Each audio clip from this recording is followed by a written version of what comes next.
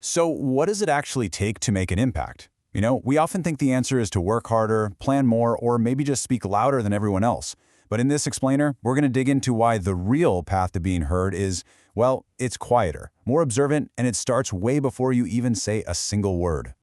The historian Yuval Noah Harari just puts it perfectly. It's not about speaking up, it's about being heard.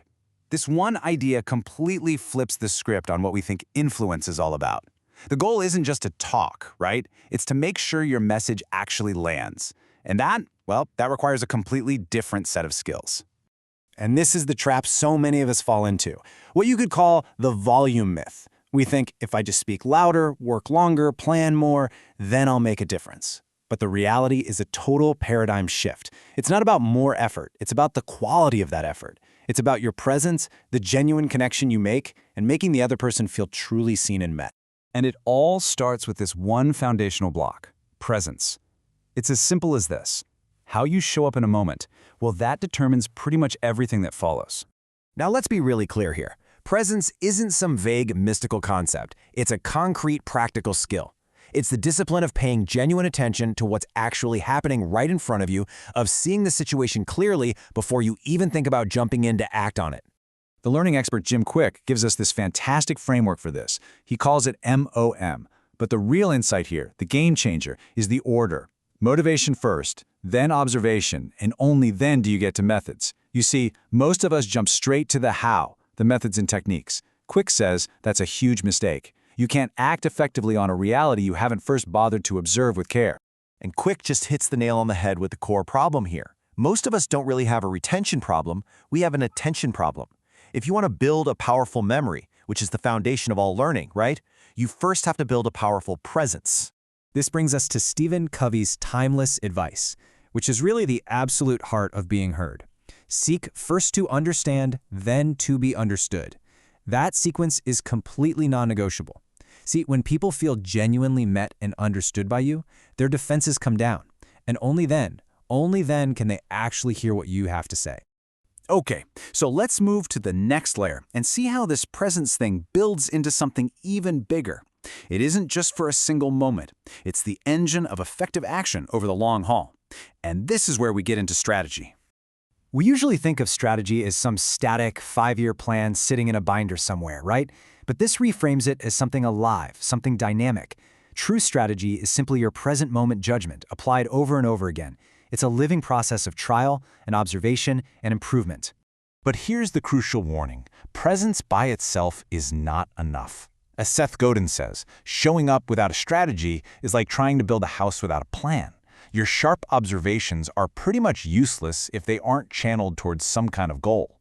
Otherwise, you're just reacting to the wind, never actually building anything. I mean, this ancient proverb just says it all, doesn't it? A roaring lion kills no game. Making a lot of noise and announcing your big plans, that accomplishes nothing. Real results come from the quiet, focused, strategic action that follows.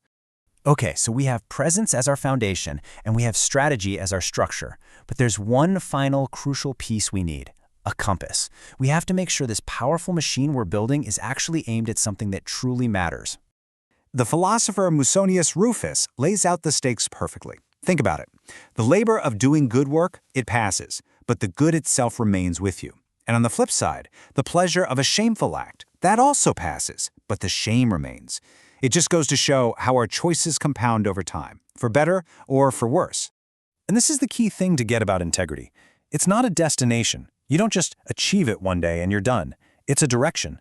It's a direction you have to consciously choose to maintain, an active striving you have to commit to every single day.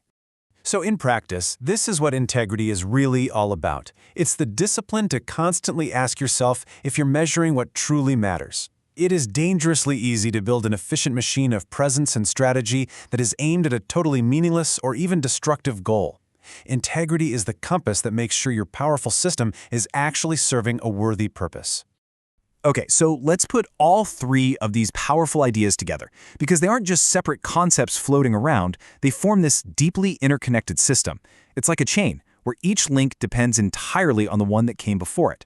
So here it is, the complete architecture of impact.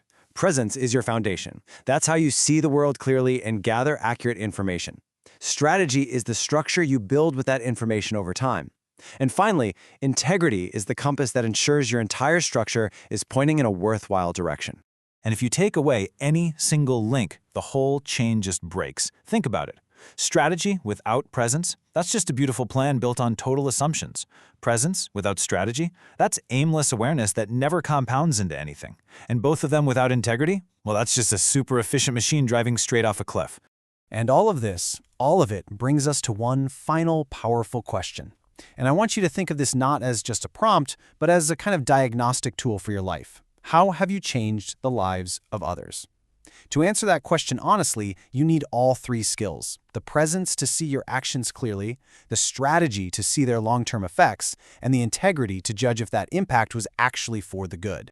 And ultimately, the important thing to remember is that question has no final answer. Because life is a journey, right? It's not a destination. Every single day presents a new opportunity to show up with presence, to act with strategy, and to aim with integrity. The work is never finished, and that's exactly what makes it so worthwhile.